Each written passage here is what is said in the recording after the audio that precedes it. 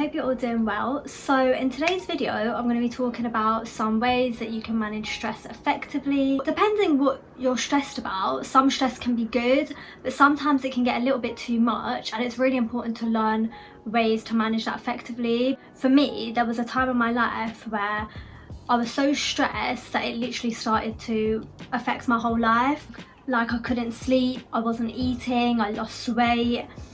All I could talk about was what was stressing me, all I could think about what was stressing me, and if I'd known some of the things that I know now back then, it would have really helped me. Also, I just want to say I'm not a professional or an expert. These are literally things that I've learned along the way that work for me, and I just wanted to share them.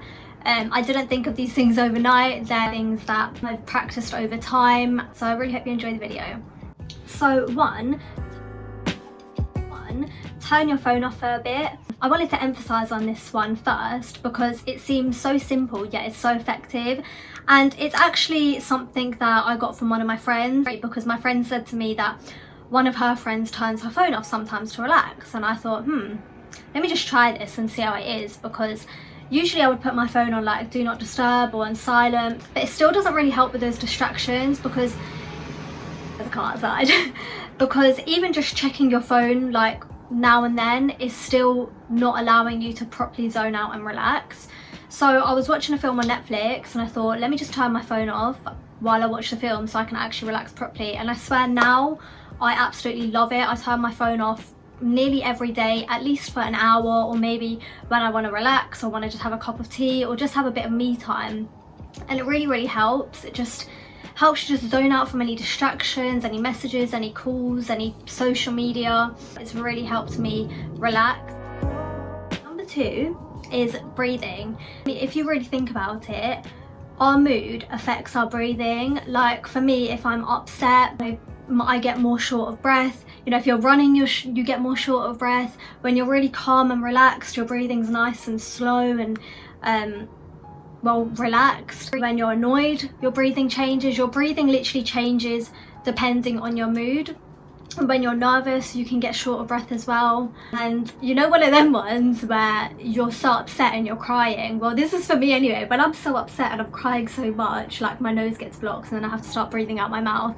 And when you deep breathe, when you're feeling anxious, stressed, it really helps. It just helps relax you. Okay, there's a wasp on my window.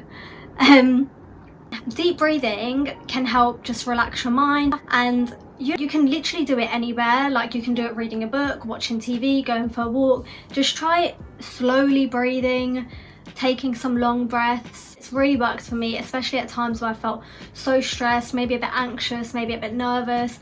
I forgot to mention, when it comes to breathing, something that I like doing as well is meditation. This doesn't really work for everyone and it feels a little bit weird at first, but honestly, even doing 10 minutes of a day, I usually do 10 minutes before I go to sleep. I literally feel so relaxed from when I've started it to when I've finished it. Number three, find what relaxes you. So this is quite an important one, because when you have a lot of stress on, it's so important to just have some relaxation and just have a bit of me time. Different things work for different people. For me, something that relaxes me is a cup of tea, a dressing gown, some cozy settings, and it just helps me kind of zone out from the world. Reading a book also helps me. I can literally read for so long and just forget how long I'm reading for. Something that I really like as well is an adult colouring book. I actually bought one the other day from Poundland, and I bought some colouring pencils, and oh my god, like literally I get so into it. I absolutely love it, and that really helps relax me as well. Talk to people. Think of someone that comforts you, someone that makes you feel better. Sometimes you just need to let off your chest how you're feeling, and you just need someone to listen. And also, you'll be surprised how many people might have gone through the same thing, or they might be able to offer good advice, or even make you see things from a different perspective. Like I know for me, if I'm feeling stressed about something, I will go talk to my mom, and she'll always help me see things from a different perspective, or she'll help me see the positives of the situation. And sometimes just talking to someone can really help you deal with that stress instead of just thinking about it by yourself. Or something else that can also help is number 5, and that is journaling. It's weird because I thought of this one recently because I thought, to me, it's kind of like having a diary, and then I was like, it felt a bit weird, like having a bit of a diary, like when I'm older, because obviously usually you would think when you're younger you have a diary, but it really helps so much because you can write anything in it. Like sometimes I might write just, you know, how I'm feeling, maybe just let off some thoughts. Sometimes I might write maybe what I'm grateful for today. You know, when you're stressed, just focusing on the positive.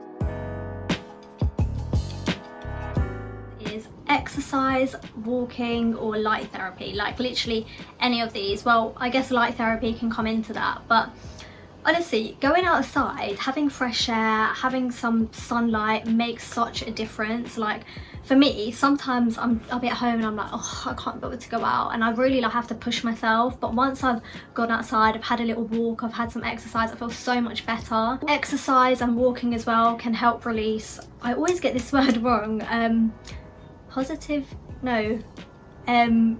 endorphins. I can't remember the word. I know it releases some positivity thing that makes you feel good after you do some form of exercise. And some form of exercise, it doesn't need to be weightlifting or go into an actual gym. You can go for a bike ride, you can go for a walk, you can literally do anything. I mix up, because obviously the gyms were closed for so long, I've been working out in my garden, but sometimes when the weather might not be that nice or I'm feeling a bit lazy, I do a long walk every day and I feel so much better from that, and it just helps me get out of the house. Number 7 is read a book. Now, I stopped reading for so long and I literally love reading now, and I've realised that when I read a book, I can literally read for like an hour and not realise that an hour's passed. And you can read any types of books. It could be like a positivity book, it could be a book that tells a story, it could be an autobiography. Me personally, to be honest, I like all of those types of books, but I mostly enjoy reading storytelling books. I love Sophie Kinsella books, they are my absolute favourite. Also, I like to read about half an hour before I go to sleep because it just helps relax me. I literally even forget to look at my phone when I'm reading. You know, it helps you relax more than watching TV, but obviously different things work for different people, but reading really helps me. 8, focus on the positives. So when you're stressed, you have things going on, you have a lot on your mind, it can be so hard to focus on the positives, but sometimes that can really help. So like if I've got things on my mind, I'll think, right, what am I grateful for? What am I blessed about? What am I feeling positive about? What is so great in my life at the moment? And that can really help you think, do you know what, like actually I'm so blessed for the things that I have, the things that I've done. Focusing on the positives from a negative situation, did I word that right, can, you know, try help you feel a little bit better. Limit social media time. This is something that I really started doing during lockdown because I think social media can be a little bit negative sometimes. It can make people feel a little bit down. People start comparing their looks, their lifestyles, and what you have to remember is people show on social media what they want to show. You never know what goes on behind closed doors, and sometimes you just need to zone out from that, you know. I've actually set screen limit time for my social media apps, so you know, Instagram, Snapchat, all my social media apps, and so that I'm controlling how much time that I spend on it. Do you know what, sometimes I've even deleted the app for like a day, and I say a day, to be honest, one time I deleted Instagram for like 2 weeks or a week or something, but that really helped me. So and lastly, number 10 is practice self-care. Dedicate some me time. Me time is so important when you've got things going on, when things are stressing you.